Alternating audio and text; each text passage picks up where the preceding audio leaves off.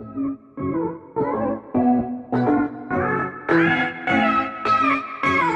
वालेकुम। आज फिर एक नई वीडियो के साथ आपकी खिदमत में हाजिर हूँ। इस वीडियो में आपको बताया जाएगा कि हमें रब की नेमतों का शुक्र किस तरीके से करना चाहिए, कैसे हमें अपने रब की अताओं का शुक्र करना चाहिए।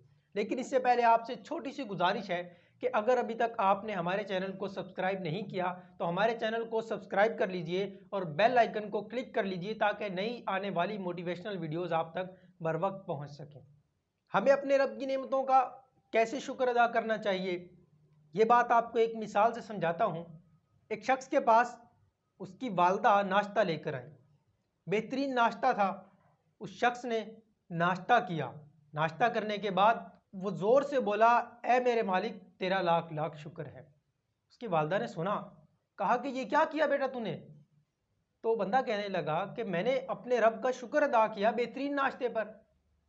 तो उसकी वालदा कहने लगी कि शुक्र ये नहीं कि तुम ऊंची आवाज में रब का शुक्र अदा कर दो।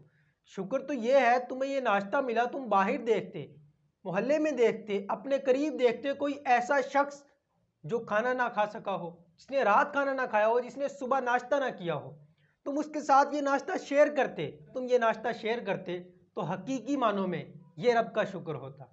तुम्हें जो रब की अताएं मिली, तुम्हें जो चीज़ भी रब की तरफ से मिली, वो लोगों के साथ शेयर करो। इसको हम कहेंगे कि ये रब की अता है और रब की अता का हमने शुक्र अदा किया। अगर हम ज़बानी कलामी कह देते हैं मेरे मालिक तेरा शुक्र है, ये शुक्र नहीं है।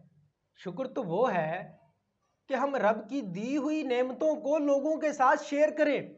और फिर आप देखिएगा कि जब आप अपने रब की दी हुई अताओं को लोगों के साथ शेयर करेंगे तो आपके माल में बरकत होगी, आपके रिस्क में बरकत होगी, आप खुशहाल रहेंगे, आप परेशान नहीं रहेंगे, आपके रिस्क में तंगी नहीं आएगी अगर आप अपने रब का दिया हुआ रिस्क लोगों के साथ शेयर करते हैं। इसी के साथ इजाज़त चाहता हूँ। Thank you. अल्लाह हाफ़िज़।